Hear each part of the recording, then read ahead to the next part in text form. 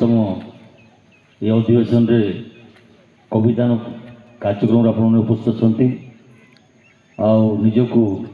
मु बहुत गर्व मन करे 12 वर्ष पूर्व संस्था संगे जड़ित होती अतप्रोत भाव आजिका मंच बस मंचासीन आमर महेंद्र पट्टनायक महोदय आमर तराई महोदय आम त्रिपाठी महोदय डॉक्टर ममता भौणी डॉक्टर हिरण लुगुन एवं आपना समस्ते जहाँ मोर किसी कहबार नहीं आज आपंकर ये जगार मो निमंत्रण आछंती आज तो स्वीकार कले ता लगी बहुत बहुत धन्यवाद मु चिर ऋणी एवं ये भाया मोर देह खराब सत्वे भी प्राय सब आप जड़ित होगी अच्छी एवं जड़ित होगी रही आज मोर बंधु मैंने देखा ना राधव कहले राधव डॉक्टर कृपा सिंधु सार अच्छा अंगुरवाला नानी नानी उपस्थापन कले सब जो सब राधु भाई को खोजे आज बिस्त्रा बाबू आसी ना बोधे बिस्त्रा बाबू आसी ना आसबे कर ये जाए पारे नहीं आज पुनर्बार अनुरोध करुच्ची जदि दीघार लोक मैंने जो ओडिया कथबार्ता लगते तार गोटे प्रकार कथा से गुला साउथ रे आप देखिए आप समस्ते मोर आतिथ्य स्वीकार कर आहरी पुनर् धन्यवाद और ये आप जड़ित होगी एवं मु गोटे नेता हिसाब से नुह आपण स्वस्ति गछर साई साई तार शब्द पत्र झरा एमती केते सुंदर कथा एवं तांकर सहज सुंदरी सहित सेठी बसी तपस्या करी तांकर साधना करुथिले एवं सेठी लेखुथिले तांकर काव्य कविता कान्हुपा लेखिले आलिए कालिए बाट रुंधेला ता देखी कान्हु विमन भयला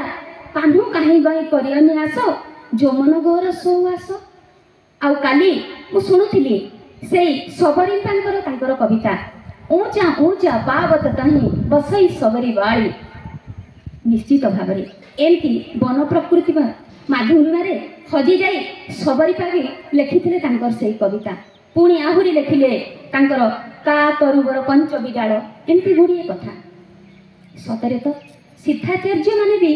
सेई वनभूमि आरंभ कले जॉइन करके जाए तांको थिला सेते कस्टमर सर्विस फोर्टनाइट मते कहला ए छु एडा मु गली ये कहला ये कस्टमर जान कस्टमर कौन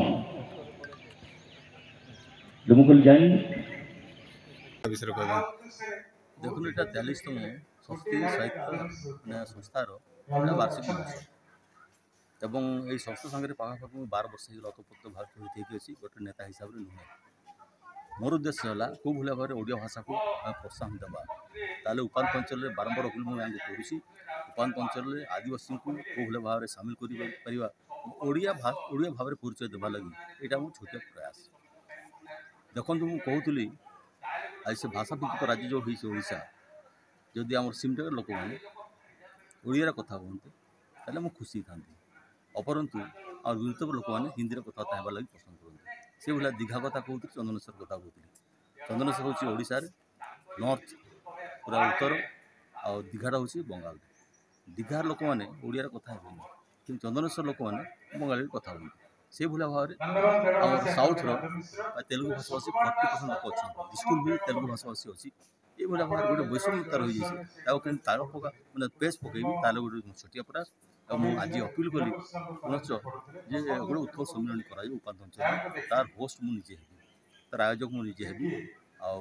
आने प्राय प्राय प्रस्तुत होती एप्रिल मसरे हो पारे आम उत्सव सम्मिलन दायित्व गुरुत्वपूर्ण करने लगी चेष्टा कर ना सर आगु भी तो होता मझे गेप केमती कौन सर आमर 3 वर्ष प्राय गेप रही कोरोना आम गत वर्ष आम मंदिर करूँ ये वर्ष फिर ये कलु ये जगह लागू 3 थर है बाकी सब जगह प्राय झारपड़ा आमर बैकवाटर ब्रिज रे हमको कराई बाकी सब जगह प्राय प्राय 40 प्रोग्राम चली वर्ष थोड़े ये प्रोग्राम को हुए तार निजे मो होस्ट आज भी मुझे प्रोग्राम होस्ट आशा करुँची मोर जो अपील कली ताकि हम विचार को नेबे ना लोक आसिक भारी खुशी हो केमती कौन कहे तार सर खुशी तो हे कहीं परिवार सांगे मुझे ओतप्रोत भाव जड़ित होगी एवं मोर पार पर्यंत केमती यहाँ प्रोत्साहन देवी तार लगे मुझे चेष्टा करी मोर जिते बंधु मैंने अच्छा मोर वरिष्ठ लोक अच्छा पूज्य पद व्यक्ति विशेष अच्छा साहित्य कवि कवियत्री मैंने सब अच्छा मोर बहुत खुशी संस्कृत शिक्षक अवसर प्राप्त संस्कृत शिक्षक आज ये जो वन महोत्सव भितर साहित्य चर्चा चली एवं आजिकार आमर मुख्य अतिथि थिले विधायक जॉर्ज तिर्की महोदय से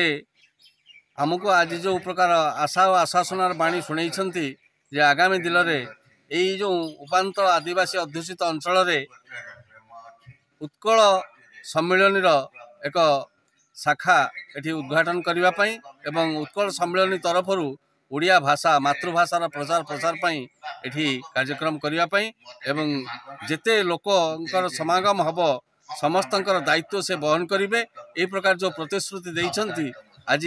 आम समस्ते जो भाषाविद माने आसीछु एटिकी आम समस्ते आनंदित उल्लसित महांती टिके टिके सुनाफल पत्रिकार संपादक